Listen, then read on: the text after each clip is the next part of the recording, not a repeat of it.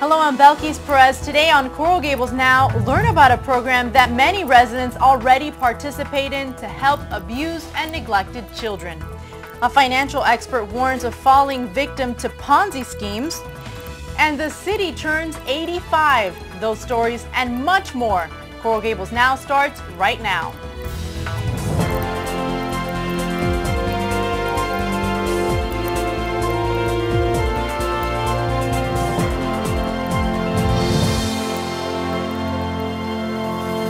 And welcome to the May edition of Coral Gables Now. I'm Belkys Perez.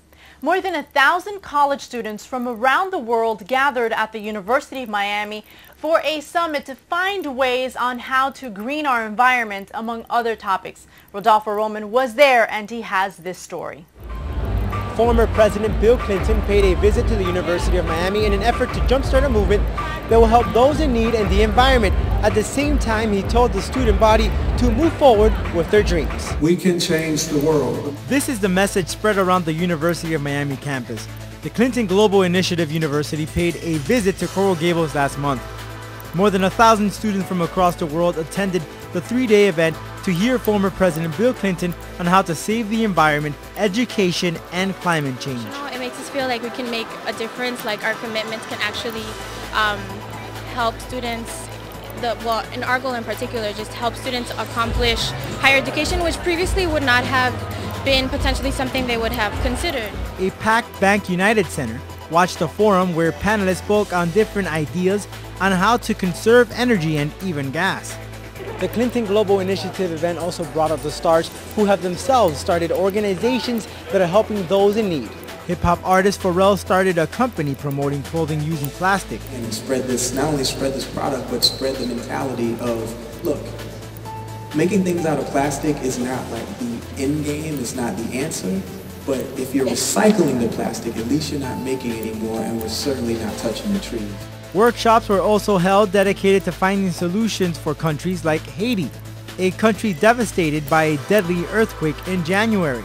President Clinton encouraged students not to quit on good deeds. I believe with all my heart, when we deal with a lot of these fundamental questions, if we have a good how idea, we'll find the money and the support and the energy to get the job done. Overall, the event helped garner more than 200 commitments from the student body here at the University of Miami. Now, if you want to find out more information on this effort, you can visit www.clintonglobalinitiative.org. For Coral Gables Now, Rodolfo Roman. Back to you, Belkys. Thanks, Rodolfo. And April was Earth Month, but that shouldn't be just the only month we talk about going green. Here in the month of May we've brought in John Van Leer, who is the professor at the Rosenstiel School of Marine and Atmospheric Science at the University of Miami, with ways on how we can preserve our environment as well. Oh, thank you. So, you've done a lot of research throughout the years, and you've been to Antarctica, you've been to Greenland. Tell me about, have you seen the adverse effects that we're having on the environment? Yes, I've seen them firsthand, and the first time I noticed major changes was in 1988, when in December we had 40 degree below zero temperatures and the ice was melting on the bottom. There was a young PhD student from University of Washington who'd come to measure the growth and the thickness of the ice in the winter when it's cold, which is something that would be naturally expected. He was stunned to find that the ice was melting instead and had to completely retool his research. At that point, I realized that something really major had taken hold in the Arctic. There had been a real change in the Arctic, and it had to do with the effects of global warming. So what is it that we're doing that's having this effect? I mean, what are some of the examples that you can give us? Well, the major things that we are doing is we're increasing the amount of greenhouse gases, which include carbon dioxide, methane, nitrous oxide, and some other less important ones. We're putting extra burden in the atmosphere.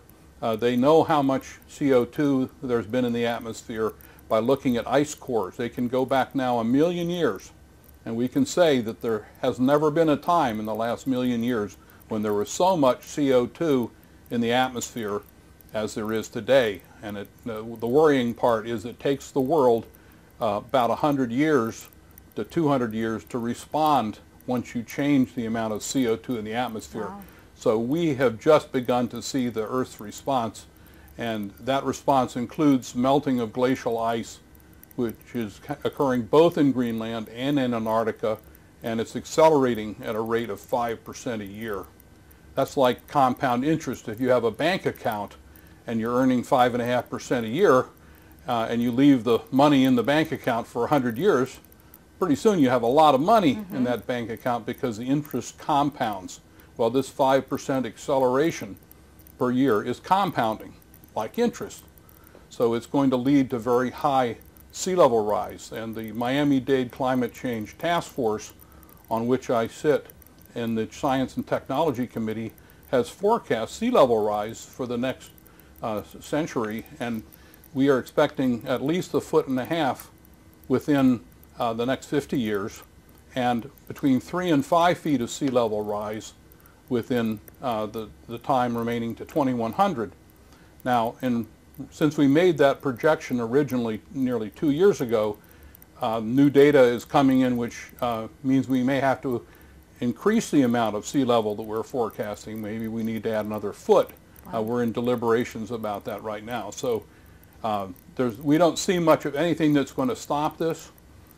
Greenland is not a big landmass. It's an archipelago of islands. And so the warm seawater that's coming up from the Atlantic can get at the underside of the ice and lubricate the process. And the meltwater, which is forming on the surface in big lakes, is running down through the glacier through holes called moulins, and essentially then lubricating the base of the ice. So we're seeing surges in glacial ice leaving through the outlet fjords around Greenland. And we see similar processes going on in the southern hemisphere near Antarctica, with the warmer seawater essentially melting the glacial ice tongues from below. And the melting process has become so violent that it's now triggering Richter 6 and Richter 7 seismic events, which were originally thought to be earthquakes, but in fact those things are ice quakes. So in the last 10 years we have a whole new area of scientific research on the seismicity of ice.